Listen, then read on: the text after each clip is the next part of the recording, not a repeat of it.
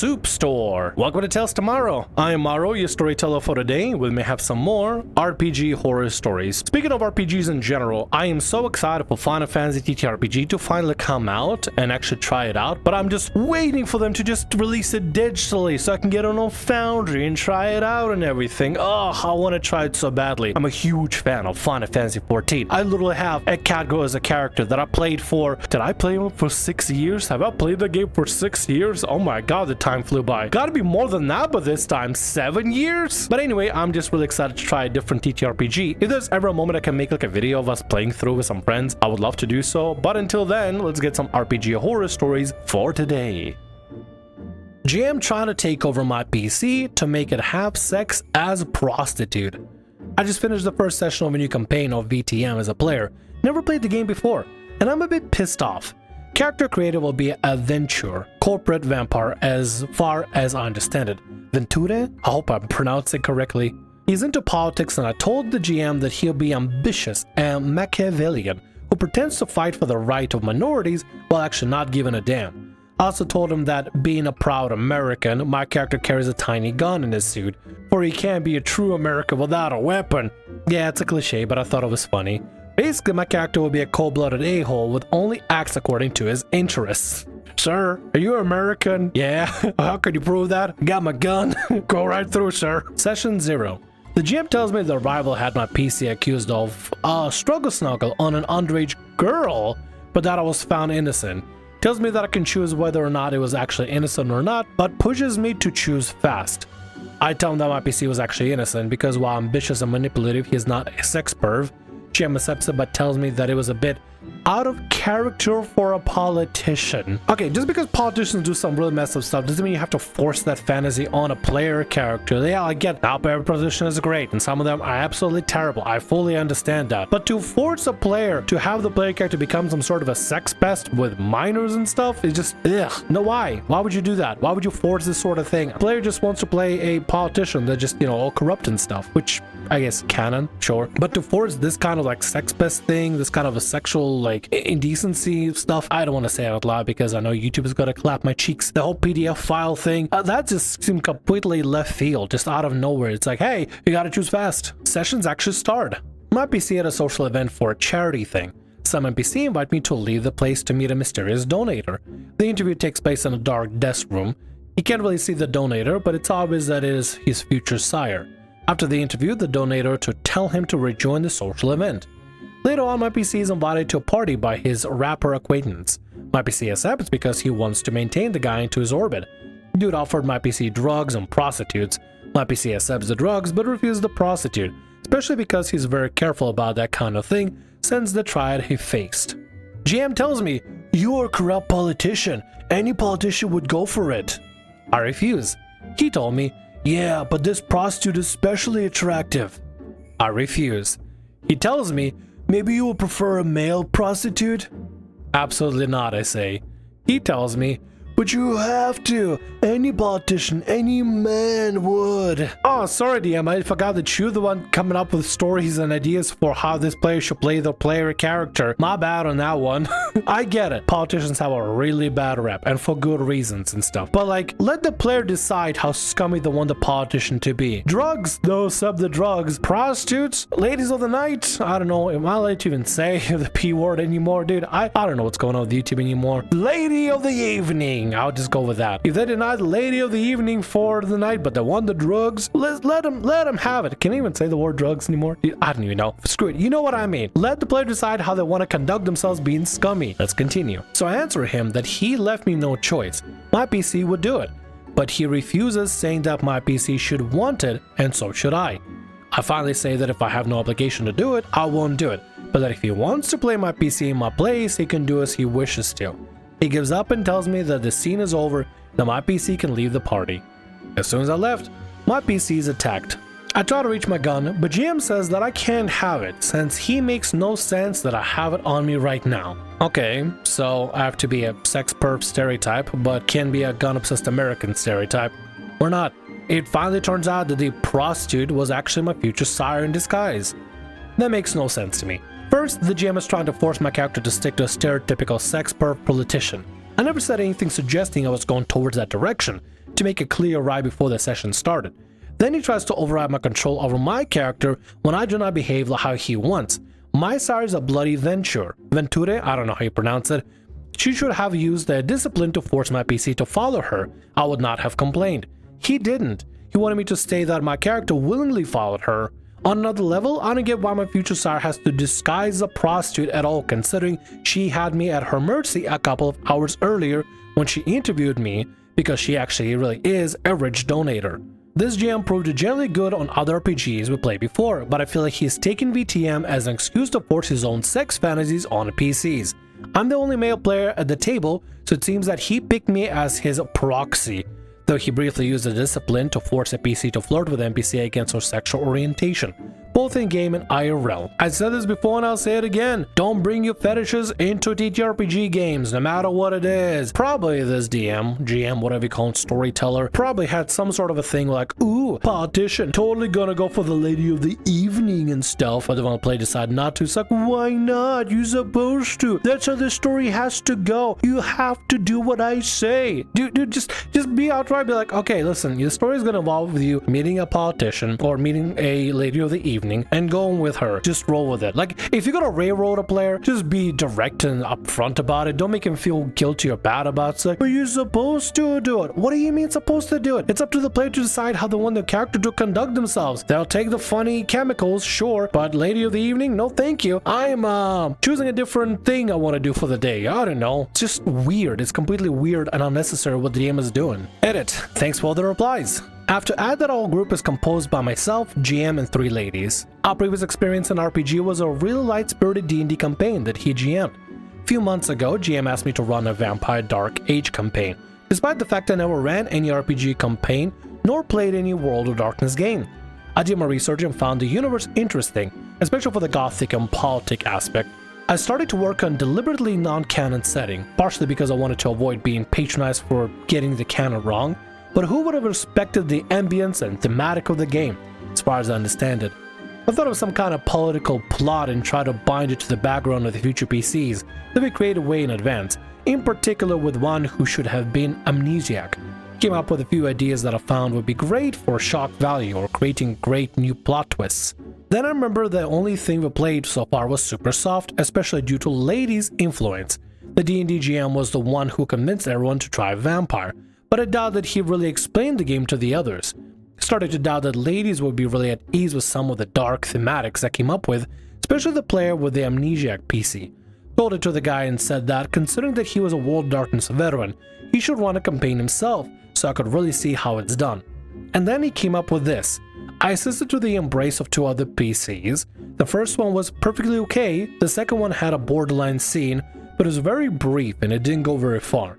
As far as I can judge, the ladies didn't really move from their light-spirited ways so far, so surprised when he insisted that my PC had to be a sex perv. This GM 100% has a kink for that sort of thing, and this was the way to be like, ooh, I can finally let other people know exactly what kind of things I'm into. No, keep your fetishes to yourself out of TTRPGs. No matter if you GM, player, whoever, keep your fetishes locked away like all the other normal human beings do. Like me. I don't think there's any fun into having to play a PC who have struggle-snuggled 18, screw how anybody could.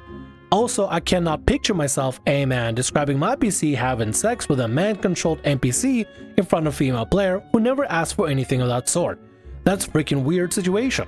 Actually, all 3 ladies vanished for a while at some point. We're playing on Roll20. After this scene at the club, GM denied trying to force me into anything, pretending he was prepared for me refusing to play along, all while being very judgy about it. Thankfully, another player confirmed that he did try to take control of my character. I know that this GM has a self-esteem problem and is anxious about women's judgment. I think that he tried to humiliate me in front of them, because he knows that I'm not the kind of guy who would like to expose his sex fantasies in front of a crowd, but finally gave up when he realized he was the one beginning to appear as a creep. Honestly, I'm disgusted by his attitude, but I'm glad to see that everyone here seemed to agree with my POV, so so thank you to everyone. Dude is a creep. He's trying to turn Vampire the Masquerade into Vampire the Panty Raid. He's just trying to shelve, just ham-fist his fetishes into another TTRPG that's supposed to be dark and gritty. Just because it's dark and gritty doesn't mean it has to be like sex perverted. You can just make it dark and gritty, but just make it a dark and gritty. The one thing the GM should have done is read the room. If everybody wants a more comfy, relaxed, chill campaign, regardless of the themes, you probably should make it a little more, comfy, chill, relaxed campaign without pushing the envelope. If the entire group wants to play a game that's not creepy, just don't put the creepy stuff in. Simple as that. You can still have Vampire the Masquerade with some of its more darker themes without going completely left field into, why don't you bang somebody? Anyway, let's get to the next story for today. Don't separate the group? Yeah, right. Okay, this may be a bit long. It's my first story here. I have a few. This took place many years ago, back in the days when dinosaurs roamed the earth, a time we now call the Reagan administration. I was a senior in college, and very active in an RPG club. This was late in the spring semester, meaning it was almost graduation time. I've been doing a lot of stuff, but I had one last chance for a gaming session with the gang. I was looking forward to it. Not to preface this, I was not in the best headspace back then. The thought of graduating and having to enter the workforce and all that was stressing me out. I had family issues. I'd taken a photography class, done a lot of work in my final portfolio, was very proud of it, and when I handed it to the teacher, he acted like I just handed him a wad of used toilet paper. I also had self-esteem issues, lots of anxiety, struggles with my sexuality, came out as gay a few years later, depression, diagnosed with anxiety and clinical depression a few decades later, all that. I should have worn a shirt that read, "Warning, contents under pressure." The DM, who I'll call Ryder, was a quirky sort. Sometimes his adventures were a bit strange and reflected a fairly off sense of humor, but nothing offensive. He ran his D&D campaign as if it was secret agents, getting orders from a nobleman in the king's palace, that sort of thing. Now I know ahead of time I'd be late for the session. I told Ryder, told the other players, told them all again. I told them a third time, I had some sort of function that I had to attend and couldn't get out of it, and it means I'd be half hour late. At least, don't worry, we'll catch you up, said Oliver, one of the other players. So the day comes, I show up just under half an hour late and say, hey guys, I'm here now, what do I need to know? Ryder and Oliver and the others all inform me that we are investigating a town where something evil was afoot. Anything I should know in particular? I asked. Nope was the reply. Okay then. Now it was habitual in this group for the party to split in twos and threes sometimes, especially when reconnoitering, I messed the pronunciation of that completely. Recon. We'll get to the town. Oliver and a few others take off for the north end, and my ranger and thief are at the west end. I declare that I'm entering the town to look things over and get a feel for the place. The thief takes off and hides in the woods without a word. I shrug and continue on my way, inspecting the town. At this point, the DM sends me out of the room like he sees to the others. Okay, no biggie. Again, this is what this group did from time to time. After quite a while, I get called back in, and Ryder asks what I'm doing. I go to the tavern, meet some locals, chat with a local woman who seems to attach herself to me, and I think, great, maybe I'll get a line of what's going on. I'm sent out again. And I sit out in the hall for an hour. Finally ask if they can pass out my backpack so I have something to read. I'm called back in. For about 10 minutes, I get to play, and my leave with a local woman doesn't pan out. I didn't see any of the others in town, so I head out to where we had first gathered to wait for them. Ryder nods. I'm sent out again for the hall, where I sit for 2 hours. Every so often, the players would come out and keep me company while they were separated, but they wouldn't tell me what was going on, which I respected. I managed to send in word that I wasn't called back in within the next 15 minutes, I was leaving. I was very annoyed at this. What was going on? I get sometimes you need to have a player step out because they're not supposed to get the context of what's going on, but I find it really annoying, especially when you have to wait for a really long time. I've been with DMs that specifically pull a player to the side for an hour for them to play with the DM, where everybody else has just sit around, twiddle the thumbs, and just sit on their ass all day and just wait for the DM and player to finally come back when they're finished playing one-on-one D&D. Seriously, it's annoying as hell. And this is egregious. An hour, 2 hours. This is too much. It should be 10 minutes tops, 5 minutes tops in fact, and then you get put back in to actually actively play. Otherwise, it's really annoying. I try to do this sort of thing I'll pull the player away. Sometimes I do it, only for less than a minute, but never to the point where it's an hour, 2 hours. That's egregious. It's way too much time. Way too much time to leave somebody out in the hall. Why? Why are they doing it? Why this secrecy? About 10 minutes later, I get called in. Oliver had managed to get a message to me along the lines of, meet us at the large oak tree at the east end of town when the moon rises tomorrow. Great! Tell Ryder I'm going up to a meeting point to wait. He gets an odd look on his face, then sends me out in the hallway again. I'm out there about half hour longer, then call back in to ask what was going on. And it turns out, nobody showed up to the rendezvous. But I did what the note asked, I said. I was exasperated. I then declared I was heading back into town to find out what was going on. I'm sent out again, this time for close to an hour. Part of me wants to leave, but I listen to the part that wanted to see this to the conclusion. Through the door I hear sounds of dice rolling and players cheering. Finally, I'm called back in again. Please tell me the next time you get kicked out like this, you just gone, you just out of it. I hope you step in and say, listen guys, I get I'm not supposed to be able to be privy on some stuff going on, but if I need to be put out there for another hour, I am gone, I am leaving. Include me into the thing, or just let me leave already. Take me away from this mortal coil. Well, it turns out the rest of the group had managed to take care of the big bads and resolve whatever was going on. I never learned what it was, but I did arrive just the mopping up. Well, fine. An item we're supposed to find is hidden in a house in town. We go there. My ranger goes in, trips off a poison trap, and fails his save. He is dead. No cleric, no healing, nothing. I hope you leave. I really hope you leave. I really hope you leave at this point. And now I'm literally trembling with rage. I've seldom been this angry in my life. The frustration of the situation, plus everything else going on, sets me off. I remember I grabbed my character sheet, tore it into shreds, grabbed my backpack, and stormed off. I may have snarled out something that I'd have been better off not coming. It wasn't a proud moment. I went back to my dorm room, and I don't think I slept a wink that night. Next day I bumped into a couple of the other players. We started talking about the session, and I got told it was my fault. Why? I demanded. You went into the town. We weren't supposed to go into the town.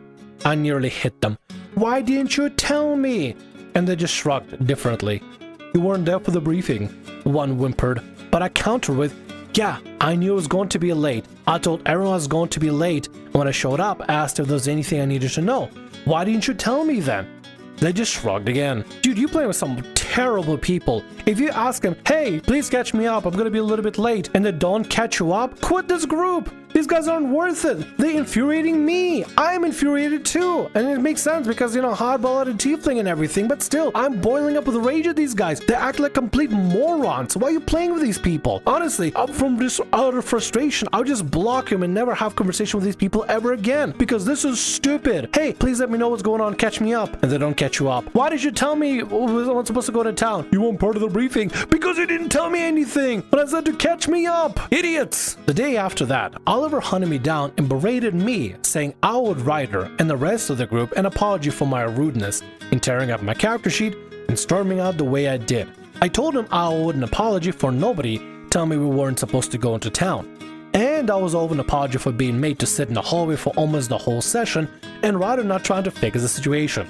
And I was owed an apology by the thief for not saying anything or trying to stop me when I walked into town. And I was owed an apology for nobody showing up at the meeting point. Oh, you weren't supposed to actually go there. We thought you just come to town, he said, giving some elaborate reasoning. They were afraid of the message would be intercepted. They assumed I'd be eager to join them, that I wasn't supposed to take it literally, etc.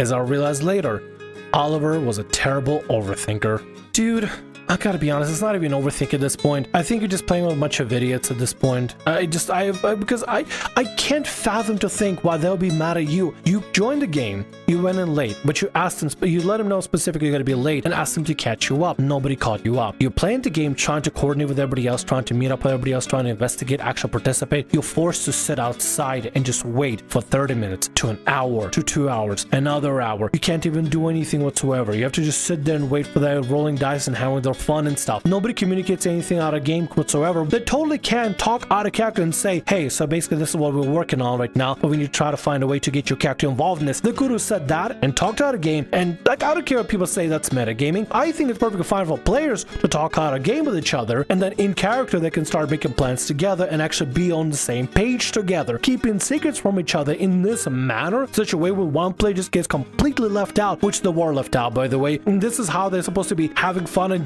D&D session. Like, this is not fun. It's not fun to just have to sit there for an hour, 2 hours, another hour again, another hour again, waiting for everybody else having fun, rolling dice and having a good time, where you just wait. It's not waiting simulator. If I wanted to play that, I would get Rock Simulator on Steam and just play that, which is still more enjoyable than this nightmare. Actually, I did play Rock Simulator. It's actually really fun. I think it's called Stone Simulator specifically, but that doesn't matter. Let's continue. Even so, I asked, why didn't anybody tell me we weren't supposed to go into the town?